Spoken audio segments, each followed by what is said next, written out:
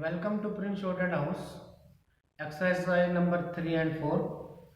Progressive April 2021. 120 words a minute, then repeat 140 words a minute. Already आज ही हम upload कर चुके हैं यही exercises 80 plus 100 words a minute. Ready? Start. That does not mean that I dislike language being a very important matter in our administration or education or culture. I recognize that the language of the people is a vital matter for their development, whether it is education, administration, or any other matter.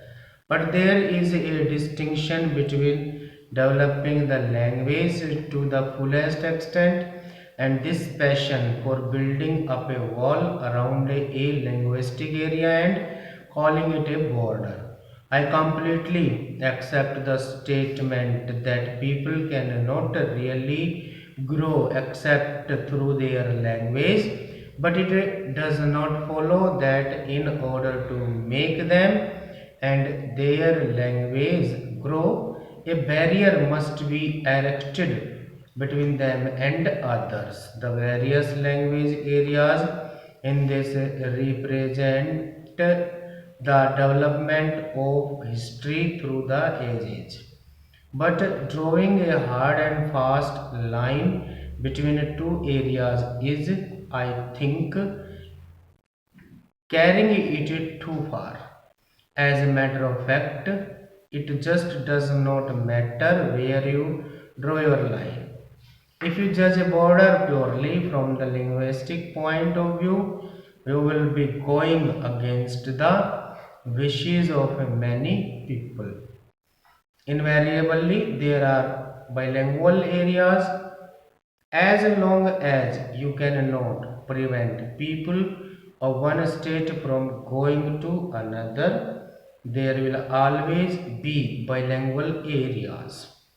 Are you going to stop contrary to the dictates of the constitution the moment of workers or of other people from one state to another? You cannot.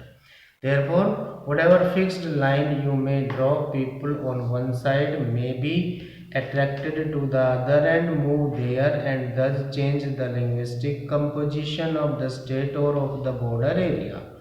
Are we going to sit down every few years and say the language ratio of this particular tehsil or taluk has changed and therefore it should be taken out of this state and put into another? You must realize that while there are clearly marked linguistic regions, there are also bilingual areas and even trilingual areas between two such regions. And wherever you may draw your line, you do justice to one group and injustice to another. From the language point of view, good reason, good logic and good argument can be found for each side of every case. This is the difficulty. If there was logic only on one side, we could decide easily, but there is logic on both sides and two logics conflict and the same to be balanced.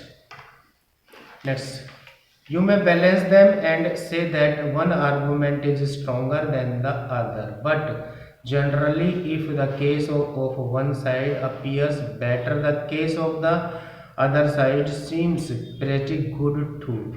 Maps and census figures have become the fashion now. Are we to weigh in a balance how many individuals speak one language and how many speak another?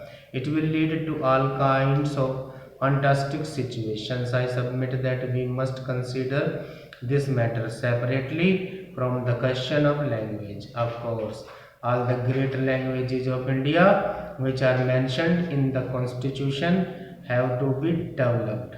I would go a step further and say that even those in the northeast frontier area and elsewhere ought to be developed. Further, the development of one language should not be and cannot be at the expense of the other. I am convinced that the development of any one of the great languages of India helps the development of the other languages. It is my privilege, however wrongly I might be, of being the president of the Sahitya Academy started a year or two ago, where we deal with all the languages of India and try to encourage them. The more we discuss these matters, the more we see that encouragement, development and growth of one language result in advantage to the other Indian languages also. Going one more step, I would say that the knowledge of a foreign language helps the growth of an Indian language. If we are cut off from foreign languages, we are cut off from the ideas that are contained in those foreign languages and from technology which is part of modern life. Therefore, let us not think of excluding a language. Quite frankly, I do not understand the way some people are afraid of the Urdu language. I am proud to speak Urdu and I hope to continue to speak Urdu. I just do not understand why in any state in India people should consider Urdu or foreign language or something which invades their own domain. Urdu is a language mentioned in our constitution. I object to any narrow-mindedness in regard to Urdu. It is no use dragging philosophy into these language controversies. Take the Punjabi language. We have learned arguments about the origin of Punjabi and the Gurmukhi script and how far it is connected with Hindi and so on, as if the source was of paramount significance. What matters is what people do today. Let scholars go into the past of Gurumukhi and Hindi. If people in the Punjab or elsewhere wish to use it, let them use. Stop. Repeat 140 words a minute. Ready? Start. That does not mean that I dislike language being a very important matter in our administration or education or culture. I recognize that the language of the people is a vital matter for their development, whether it is education, administration, or any other matter. But there is a distinction between developing the language to the fullest extent and this passion for building up a wall around a linguistic area and calling it a border.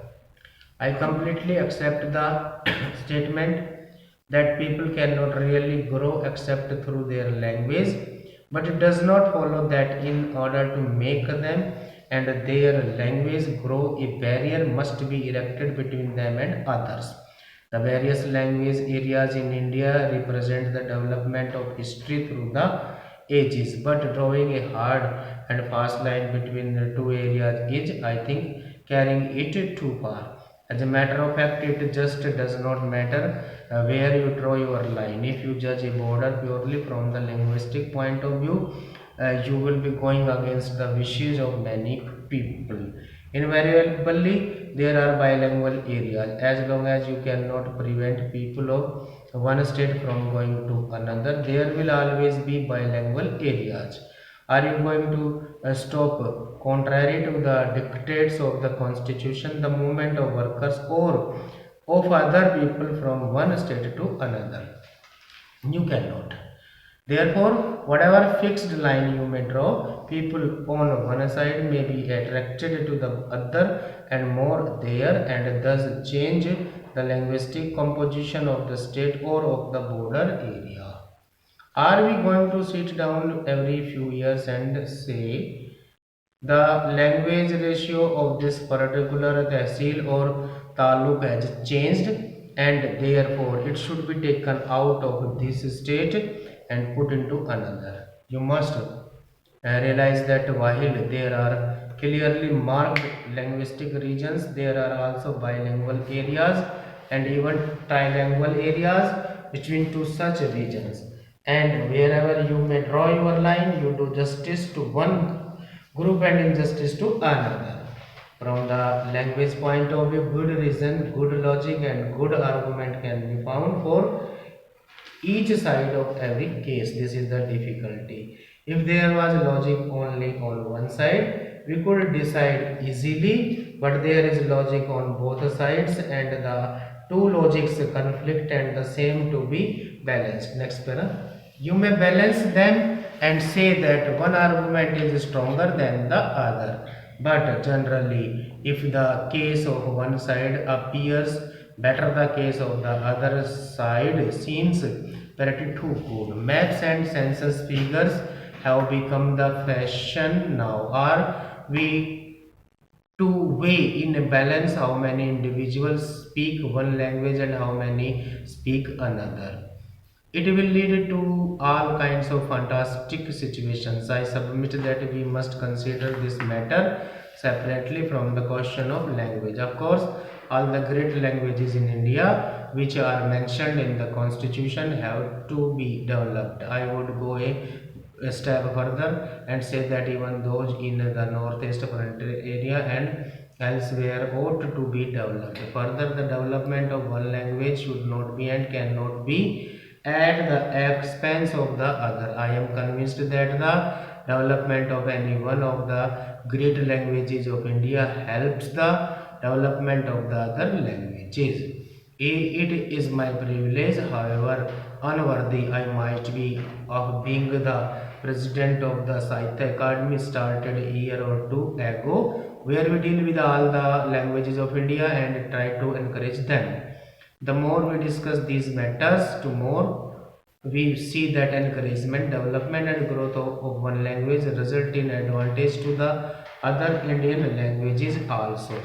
Going one more step, I would say that the knowledge of a foreign language helps the growth of an Indian language. If we are cut off from foreign languages, we are cut off from the ideas that are contained in those foreign languages and from technology which is part of modern life. Therefore, let us not think of excluding a language. Quite frankly, I do not understand the way some people are afraid of the Urdu language. I am proud to speak Urdu and I hope to continue to speak Urdu. I just do not understand why in any state in India people should consider Urdu a foreign language or something which invades their own domain. Urdu is a language mentioned in our constitution. I object to any narrow-mindedness in regard to Urdu. It is no use dragging philosophy into these language controversies.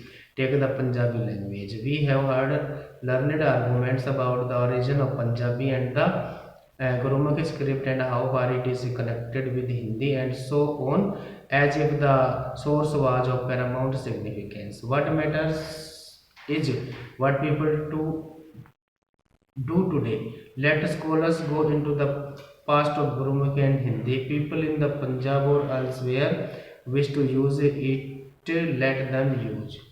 Stop.